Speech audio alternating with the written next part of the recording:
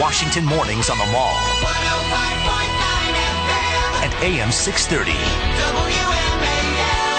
6:07 on WMAL. Brian Even, Brian Wilson. Yep. Peter Morici joins us now, University of Maryland economist. You can follow him on Twitter, PMorici1.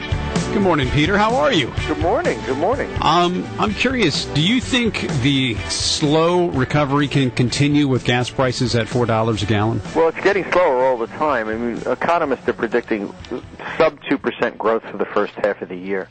That's not very good or encouraging. Higher gas prices are part of it, and there was something we could have done about it, and we didn't do about it. And Mr. Obama's energy policies are the reason we have these problems. Even if we had high gas prices, but the oil were produced here, the money would be staying here. It would be spent on concrete and steel made in the United States. It'd be spent here and so forth, and the economy would be doing much better. Look at Australia. They have high gas prices just like us, but they're producing their resources. Instead, we are building windmills with Chinese parts, and it doesn't get us anywhere. Oh, Peter, I'm very, very, very upset with you because you're not seeing the value in the source of energy that is the source of the future, and that is algae. Come on, now what's wrong with you? When I was a kid, I watched a TV show, like a Disney show or something, where some Indian scientist was trying to use algae to make bread. And I think that we are in that kind of world. Unfortunately, we can't draw whatever reality we want to, like Warner Brothers did with the Donald Duck cartoons. If not, Roadrunner would solve our problem. Right. How fast he was. Well, hold it a second. Donald Duck was a Disney character. I'm sorry. I was thinking of, who was it? Daffy Daffy Duck, right. Don't Daffy get your Duck ducks confused, Peter. Oh, Get your ducks in a row. Yeah. Daffy was much more interesting. I want to drill down a little bit deeper on that last comment you made, though, about how if we actually produce the oil in here, even if gas prices were still high, the economy would be better off. Or explain a little deeper on what you mean by that. Sure. When we buy oil from Saudi Arabia, we spend the money and it goes out of the country. It doesn't usually come back. They don't spend a whole lot more money than they have. They've got all the money they need, the Saudi princes, so they invested in London real estate. Whereas if, say, Exxon was drilling for oil in the Gulf, we were developing the oil. Mm-hmm. Well, we'd be buying we'd be renting those drilling rigs in the United States. We'd be using U.S. cement. We'd be using U.S. steel. So the money needed to develop the oil would be spent in the United States, and in turn, the revenues would go to an American company with the right incentives would continue developing more oil and gas in the United States. I had Hoffmeister, the last time I did a show for you guys, I had Hoffmeister on. Yeah. Former executive at Shell. Shell, you probably have had him on. Yeah, we've had him on. Ought to have him on again. Yeah. Right now we're producing a tad less than 6 million barrels a day, something like 5.4, 5.6, something like that. He believes we could produce 10 million barrels a day forever. That's a sustainable level. I agree with that. When I look at all the reserves we're not developing, as a consequence, that would cut the oil deficit in half. That's good for $250 billion a year in GDP, 2.5 million jobs. Wake up, White House! Sorry, didn't mean to blow your ears out. I think they heard that way. That's why they don't let me use microphones anymore. Hey, I want to talk to you about what's going on in the state of Maryland right now. And now, Peter, they're having an out-of-brain experience. Well, instead of out-of-body experience, they're having an out-of-brain experience. Well, let me see if I can help our audience understand, because it's nuanced, and you have to really understand what the background is. First of all, a lot of people say, I like the idea of a flat tax. And the flat tax is basically where everybody pays, let's say, 15%. If you make $30,000, you pay 15%. If you make $100,000, you pay 15%. That's the idea of a flat tax.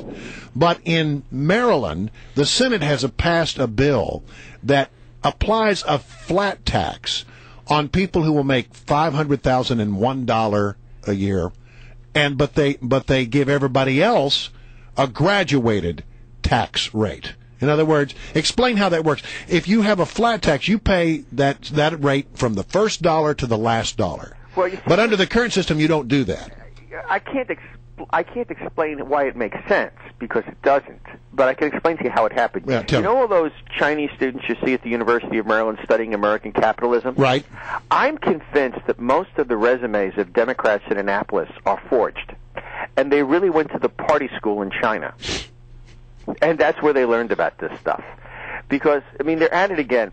Most Marylanders are on fixed incomes these days. Their wages aren't rising, which means with inflation they're declining, or they're barely keeping up with inflation. So they're having to make do today with what they had 5 years ago, if they're lucky. Why should our government not have to do that? Exactly. Also, I'm having a lot of trouble with this. I haven't had a raise in 4 years, and I've been told I'm not getting a raise next year. They keep raising taxes and raising tuition. Where is the money going, Mr. O'Malley? Where is it going? Well, the point is into new pet projects. And are they pouring concrete over there, or are they pouring concrete over there? No, my feeling is that Maryland is just not run very well. Using by the most basic optics. I mean, they're not treating their public employees very well.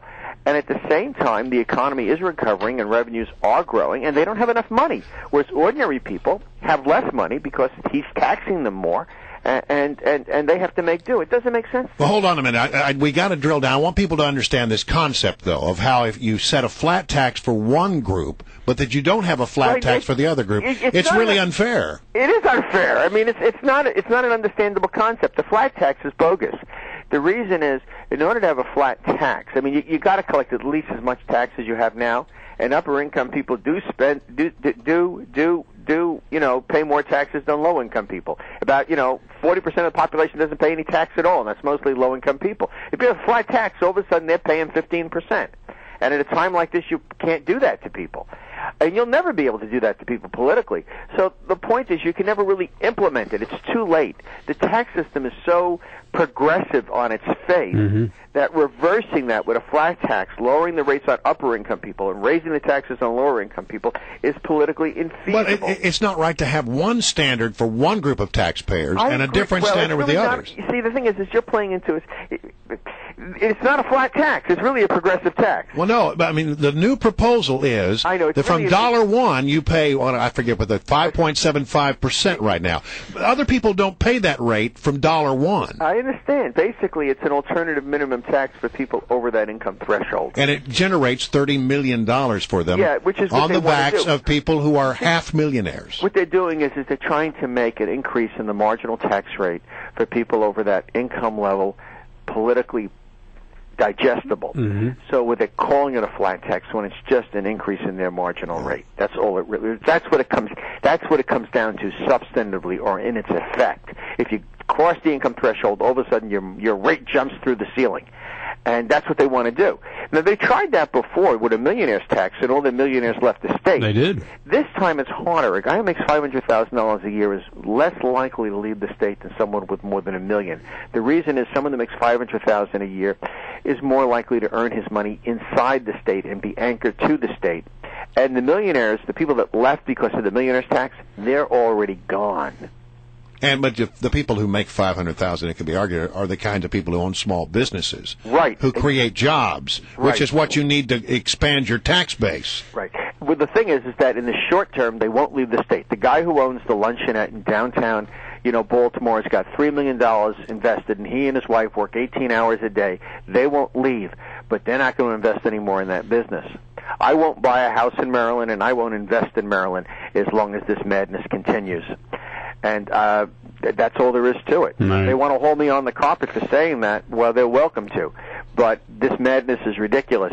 He needs to learn to live within his means. This is the problem with term limits. The guy doesn't have to run for re-election, and what he's really running for is a spot in the Obama cabinet in the second term. Great. That's what we need, a guy who wants a 6% sales tax on gasoline. Understand, the best thing you can have on your resume if you're a governor looking for a job in the Obama administration is, I successfully raised taxes, especially on wealthy people, because they get that man.